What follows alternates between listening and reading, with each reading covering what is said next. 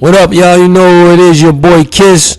Right now, you checking out the 3-point conversion.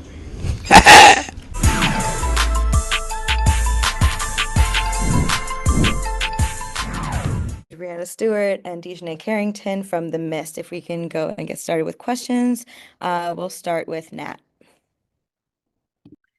Hi, Stewie. I wanted to know what does, as a founder of Unrivaled, what does success look like for you in its first year and the inaugural year? Yeah, success can be a bunch of different things. I think that most importantly, it's making sure that the player experience was the best one possible. I think that this obviously being the first year, being the inaugural season, there's a lot of things, moving parts happening, and just trying to make sure everything is top notch. And then from a business perspective, obviously trying to make profit in year one. That's a big success. Thank you. Then I just had one, sorry, follow-up. Not really a follow-up, but a second question. What went into why you guys decided to add the one-on-one tournament? And could you maybe shed a little bit more light on that in terms of who might be playing in it, potentially Jewell, Nay, I don't know, but who's going to be in it and why you guys decided to add that? I think we decided to add a one-on-one tournament because we wanted there to be like a almost like a little bit of a break where it is a queen of the court type thing. And you think about what you do when you go play 3-on-3, and sometimes you end up playing 1-on-1. This is where we're going to be able to showcase our skills in a number of ways. And I'm really excited about it. I'm excited about obviously the prize for the champion, but also making money for your teammates too if you win. Thank you. Thank you. We'll go to Megan Hall. Hey everyone, this is Megan Hall with USA Today and For the Win. This question is for Dijonai. We talked to Rakia just a couple days ago. She spoke so highly of you, mentioned that she loved hanging out with you. Wanted to ask you what your impressions were of her and how do you feel about watching her develop in Unrivaled?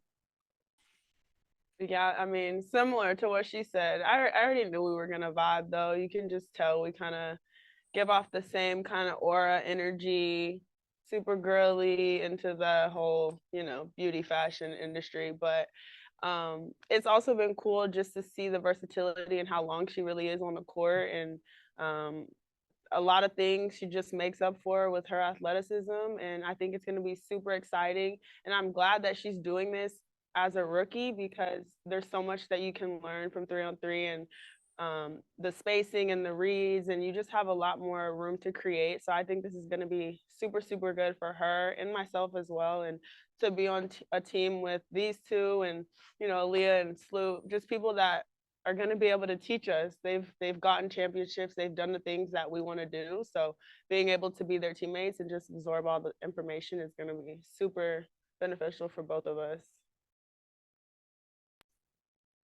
Thank you. John? Hey, this is for Dijonai and Brianna. You two are arguably both the best defenders in the W. With the 3-on-3 league, obviously it's going to be a lot more iso ball. How fun is it defensively to have a tandem like that on your team? Sure. I'm just happy we're teammates, man.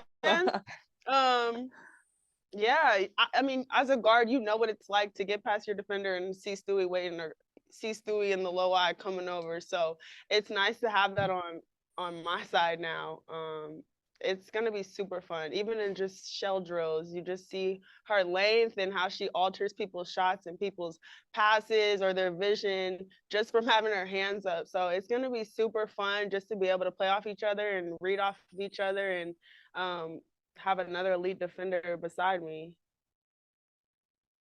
Yeah, I mean, going off of what Nate said, I think just like really taking pride in what we do and knowing that it's a lot more complicated defensively when you only have three players because there really is never any weak side or any time to kind of take a breath. And I think for me, just really trying to be my best and making sure that everything is tough for the other team and then getting out and trying to score. Thank you. Remy? Hi guys, this is for all three of you or anyone who wants to pick it up. You've all played in really big arenas, right? 20,000 plus, upwards of 20,000, and now you're going to be playing in an arena that's, 850 or so. How are you thinking about harnessing the energy of the fans in such a intimate space as you go onto the court? I think that was the first thing we noticed when we walked through is that it's very intimate. You're definitely gonna hear each other talking, your schemes, your coverages, but I think probably the biggest games or most games you played in have been in an intimate setting where you're able to kind of feel that energy. Definitely when 3-on-3, like you need something else to get you going on top of just your teammates. But the gym is amazing. Even practicing and then you kind of get a vibe of what we're trying to do and execute. But it's definitely intimate, and you're definitely gonna hear a lot of stuff. I think it's you're definitely gonna hear the A crowd. lot of stuff. Yeah, it's. I mean, not a lot of space, but at the same time, I think that's what we want. You want to feed off that energy, and it's definitely gonna make us play a little harder. Cool, thanks. Chelsea? Hi there. I have a question for Jewell and Stewie and then kind of flip for Dijonai. But for Jewell and Stewie, how do you plan or do you specifically approach mentoring young players, especially in this very like small team setting in a particular way? And then for Dijonai, flipping back, obviously you've played with really great players, Alyssa Thomas, DeWanna Bonner, just to name a few. But is there anything different that you're taking from some of the more seasoned players on your specific team that could help you in your career?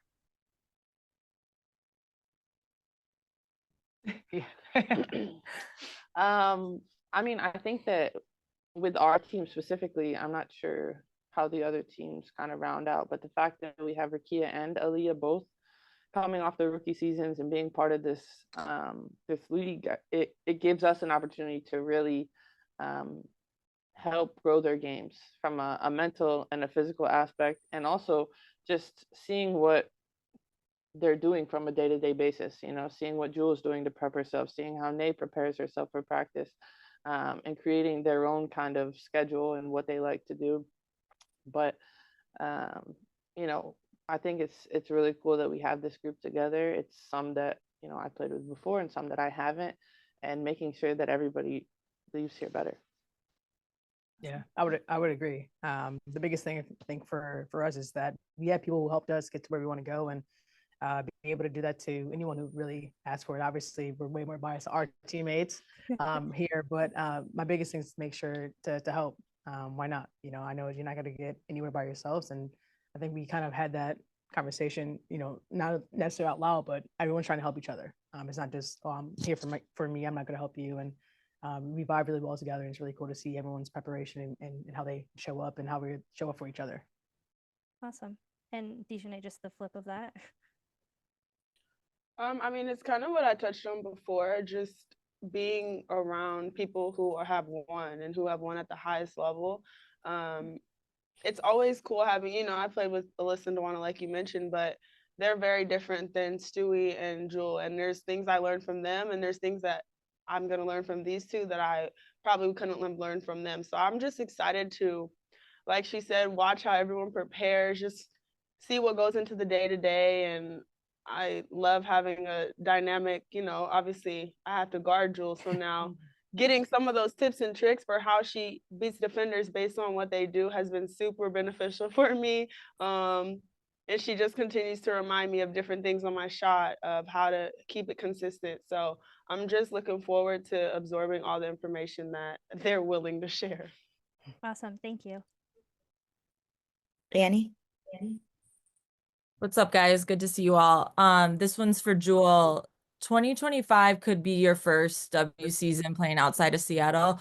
What's your ideal situation, and how do you feel like being in Miami with everybody could help you facilitate that ideal situation come into fruition?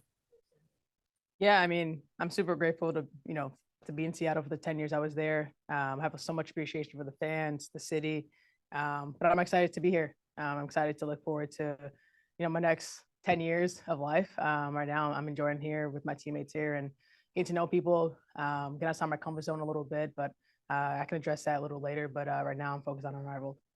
I appreciate that. And then just a quick one for Dijonai. Obviously, you're a restricted free agent.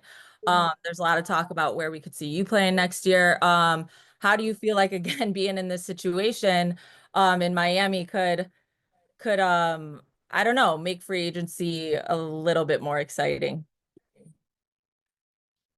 I mean, just for me, my focus right now is just to continue to develop my game and my skills, and hopefully, teams will see that, and my team obviously knows that. So we'll see where it takes us.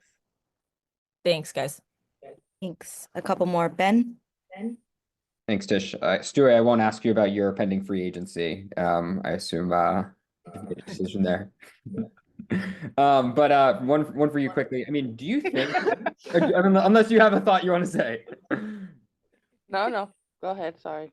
Do you think, I know 2 years ago you kind of said that you wouldn't rule out still playing overseas again. Like, do you think whether it is in a short-term deal in the fall or after Unrivaled ends, you might ever still play abroad, or have you kind of closed that book? Yeah, I think overseas door is kind of closed, especially with the way that Unrivaled has really we've set things up. The red carpet is rolled out. We have numerous sponsors coming in and continuing to give partnerships with all the players, and just helping us build our brand from an individual standpoint. What we're doing here is really, really special, and I think there's so many things that I love about it, but the fact that we have the top people here, Phil Handy is our coach, and we're able to train with him on a day in, day out basis. Like, that was the missing thing when we played overseas, was you're not getting that development. You're not getting that every day getting a little bit better. And here we are, and we've had rest for our bodies, and we'll have even more rest before the W starts up. Gotcha. And real quick, and Jewell, not to go back to free agency, but I do have to ask. I mean, Satu just came in and said that she's communicated with Dallas her decision to no longer play there, and that she still characterized their relationship as having great communication between the two. Just how would you characterize your current relationship with Seattle's front office and your communication level with them? Yeah, like I said, I'll address that at a later date. Right now, I'm really focused on where I'm at now. Be where your feet are, right? And so that's what I'm doing. So I'm really taking this in to reset myself, my mind, my mental, and give everything I have for my teammates here and for Unrivaled. Sounds good. Thank you, guys. Thank you. And last one from Erica. Thank you. Jewell, coming back to you, you talked to us in Seattle a little bit about some of the benchmarks that you had going into the season. When you come into Unrivaled, what is your approach? Just knowing that maybe there were some things that you would have liked to focus on towards the end of the W season. How do you then take that into this opportunity with Unrivaled? Yeah, my preparation doesn't change. It hasn't changed the last 10 years. I come in, do my routine. I make sure I'm in the best shape I could be. I learn from my teammates. That doesn't change where I'm at, regardless. So that's kind of how I see it. And I feel like I'm going to give my best. I always give my best. And as long as I'm making myself and my teammates better, that's what it's really about. And obviously have fun doing it. And so far I've been having fun doing that here. Thank you. And Stewie, for you, you were pretty adamant and open about wanting to get Sabrina to Unrivaled. Obviously, that seemed to be successful. What was that kind of last push like from your perspective, and how excited are you to have Sabrina officially as a part of Unrivaled? Yeah, I mean, to be like 100% transparent, I knew it was like up in the air still. So the news broke to me on Instagram as well, and was happy to see her be a part of it. I think that her game is definitely going to translate here, and to be in the first 36 players to be a part of this league, not only to have equity, but I feel also like the players that don't do it are going to, feel like they're missing out a little bit just from the vibe here, just from the way that we're playing, we're having fun, we're really working, whether it's the weight room or on the court, and just trying to make this the best type of player-led situation that there's ever been. And with that, we need top players. Thank you all so much. Thank you.